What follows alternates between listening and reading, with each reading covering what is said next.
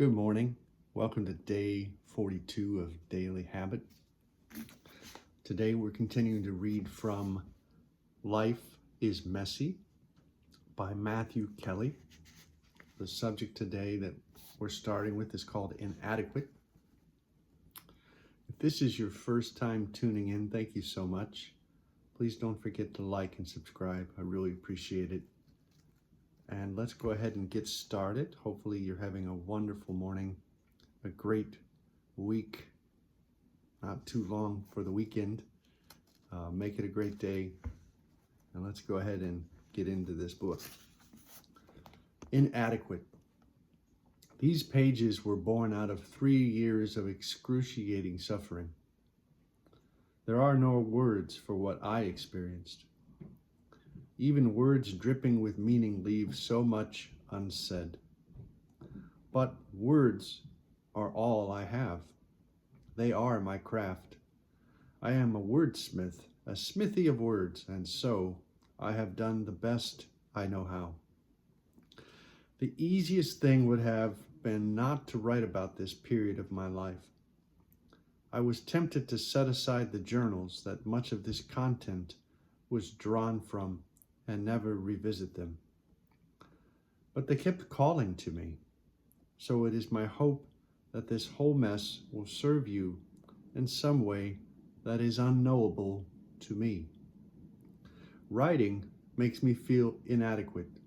It's one of those things that you never quite get right. I know I can never get down on paper what I see with the eyes of my soul. And still I try. It is a most glorious frustration. Most days I feel like a dedicated but clumsy translator, trying desperately to translate what I experience, feel, hope, and observe. There are times when I feel like I am so close only to wake up the next morning, read yesterday's pages, and discover I am still so far away. If you have ever felt inadequate, unequal to the task at hand, deficient in any way, then you know how I feel, and I thank you for your grace and understanding. Still, it's possible to draw me forward. The possibility of love, community, greater meaning, connection with others, all the firsts and lasts of life, old friends and new adventures, and the possibility that I might write something that stirs your soul.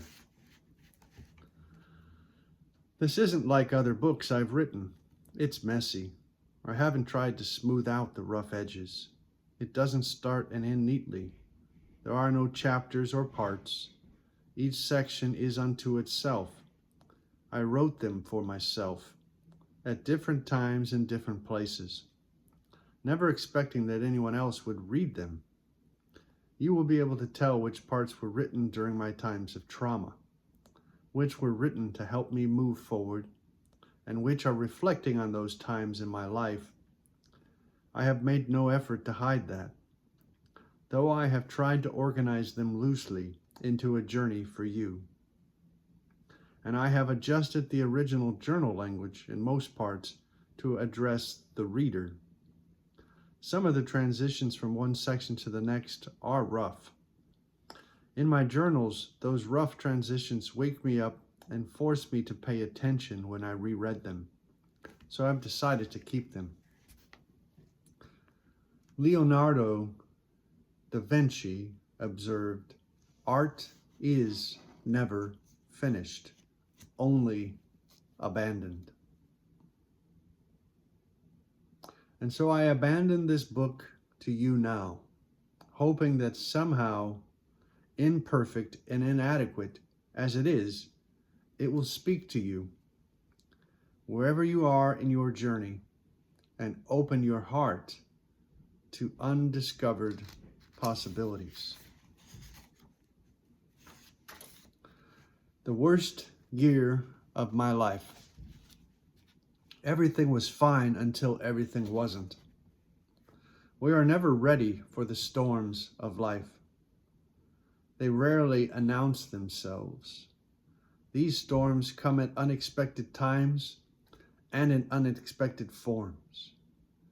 They come in all shapes and sizes and teach us that life is unpredictable and messy. You can search for shelter from the storm, but sometimes there is none to be found, and you find yourself completely exposed. Some of life's storms are mild enough that you can make the best of them and dance in the rain. But others are so violent that they knock the wind out of you, leaving you gasping for air and questioning everything. Between Thanksgiving and Christmas each year, I work through a series of exercises that help me reflect on the year that has been and plan for the next year to come. The process has evolved over the past 30 years, but I have always begun with this question: has this been the best year of my life so far? For decades, I had an extraordinary run, magical really. One year had been better than the other, and the next year better than that. The answer to the question, year after year, was a resounding yes, until a few years ago, when the answer was no. I didn't have to think about it. It was clear. It wasn't even close. The answer was unequivocally no. This was uncharted territory. It was the first time in my life this had happened. It wasn't just that the past year had failed to outshine the year prior. It had been the worst year of my life. I reflected upon it, analyzed my part in it, considered the roles other people had played, hoped it was an anomaly, optimistically explored how I could overcome this slump, and made plans to turn it around, it being my life. This didn't work. The following year was worse again. The slump continued, deepened, and I set another record for the worst year of my life. I was headed in the wrong direction, and I was afraid. When something happens once, it's an event. When something happens twice, it becomes a pattern. Disappointed but not broken, I retrieved some lingering hopes from the depths of my being, bandaged up my battered ego, and put together a new plan to restore the trajectory of my life. That didn't work either. Actually, it's not that it didn't work, but that all hell broke loose in my life, literally. In that third year, I saw the worst of many people. In just 12 short months, I was deceived and betrayed by so many people, in so many ways, that I became at times stunned, enraged, disorientated, and depressed. Betrayal awakens you with such a jolt. It electrifies you in such a way that you are not sure you will ever fall asleep again. And yet, all you want to do is sleep. You hope you will wake and discover it was all just a dream. But you can't sleep, and it's not a dream. This nightmare is your life now. The dark side of humanity came to visit me, not in one situation, but in a series of plagues. Some I brought upon myself, and others were inflicted upon me. Some I have come to understand, and some I may never. Some I have recovered from, and others have me lying awake some nights wondering if I ever will. For better and for worse, they have shaped the man I am today. I would like to say that I allowed each of these experiences to make me a better person, but I cannot, and I refuse to pretend. It's just too exhausting. Some of the experiences leave me sad, others leave me disappointed and heartbroken. There are some that make me hungry for revenge.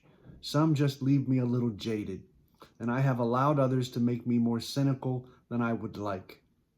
It was a season of tragedy and betrayal in my life, and I will never be the same. The most difficult of these experiences have left me deeply wounded, so wounded that some days I stare at my scars in disbelief, and I wonder how wounds so brutal didn't kill me.